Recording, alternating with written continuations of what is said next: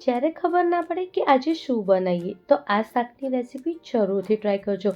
ખરેખર નાના હોય કે મોટા બધાને ઘરમાં આ બહુ જ ગમશે અને બહુ ઝટપટ પણ બની જાય છે આ શાક. શાકને બનાવવા માટે મેં અહીંયા 250 ગ્રામ જેટલી લીલી ડુંગળી લીધી છે. લીલી ડુંગળીને પહેલાં આપણે સરસ રીતે ચોખ્ખી કરી દેવાની છે. સહેજ બી માટીનો ભાગ ના રહેવો જોઈએ. હવે એને આપણે 2 ભાગમાં આવી રીતે કાપી લેવાનું છે. આપણે જે ઉપરનું ડુંગળીનો ભાગ હોય એ અલગ કરી દેવાનું છે અને જે એના પત્તાનો ભાગ છે એ અલગ કરી દેવાનું. હવે ડુંગળીને આપણે એકદમ ઝીણી ઝીણી આવી રીતે સમારી લેવાની છે.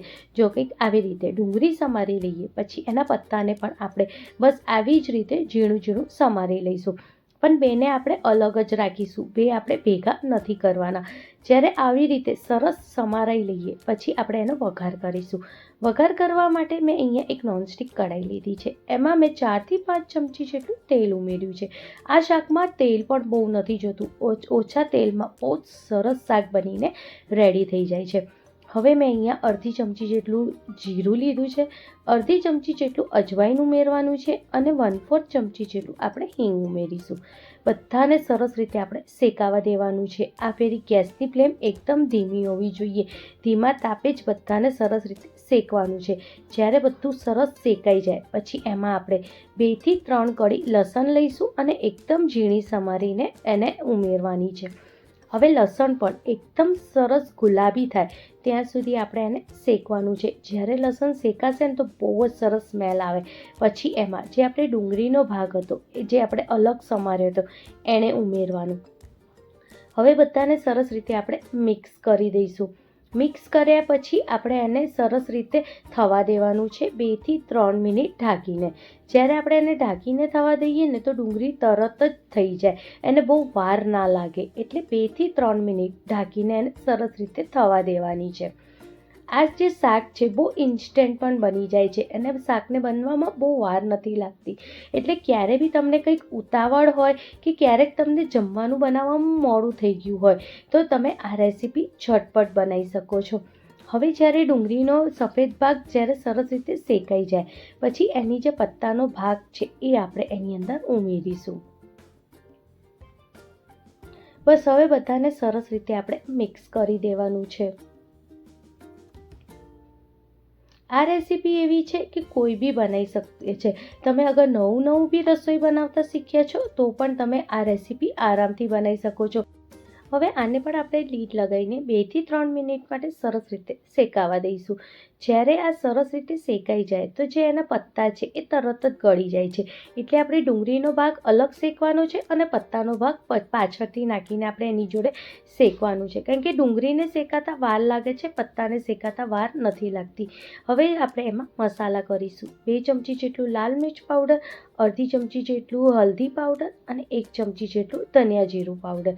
અગર તમે ઈચ્છો તો ગરમ મસાલો પણ આમાં ઉમેરી શકો છો. અને હવે આપણે મીઠું સ્વાદ મુજબ ઉમેરવાનું છે. બધાને સરસ રીતે આપણે મિક્સ કરી દઈશું. આ ફેરી અગર તમને લાગે કે બહુ ઓછું તેલ છે તો તમે 1 થી 2 ચમચી જેટલું બીજું તેલ ઉમેરી શકો છો. પણ આમ તો ખરેખર જરૂર નથી પડતી. જ્યારે સરસ રીતે મસાલા શેકાઈ જાય અને શાકની જોડે સરસ મિક્સ થઈ જાય પછી આપણે આમાં 2 ચમચી જેટલું ચણાનો લોટ ઉમેરવાનો છે. જ્યારે આપણે ચણાનો લોટ ઉમેરીએ ને ત્યારે ગેસની ફ્લેમ આપણે એકદમ ધીમી જ રાખવાની છે. હવે બરોબર આપણે ચણાના લોટને શાકની જોડે મિક્સ કરીશું જેથી ચણાનો લોટ એકદમ સરસ શેકાય. જ્યારે સરસ શેકાશે ને ચણાનો લોટ તો એની અંદરથી બહુ જ સરસ સ્મેલ આવશે અને ચણાનો લોટ શેકાવો બહુ જ જરૂરી છે. જ્યારે ચણાનો લોટ શેકાતો જશે તો આવી રીતે જે છે એ ફૂલતો જાય છે ચણાનો લોટ. એટલે 2 થી 3 મિનિટ માટે આપણે ચણાના લોટને શાકની જોડે આવી રીતે મિક્સ કરતા જવાનું અને શેકતા જવાનું. જ્યારે સરસ આપણને લાગે કે સ્મેલ આવે ચણાનો લોટ શેકાઈ ગયો છે પછી 2 થી 3 વાર આવી રીતે આપણે ઉપરથી પાણીને ખાલી છાંટવાનું જ છે. પાણીને આપણે નાખવાનું નથી, છાંટવાનું જ છે.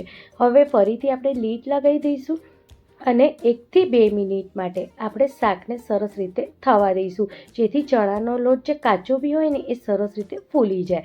જો 2 થી 3 મિનિટ થઈ જાય પછી જો કેટલું સરસ શાક બનીને રેડી થઈ ગયું છે.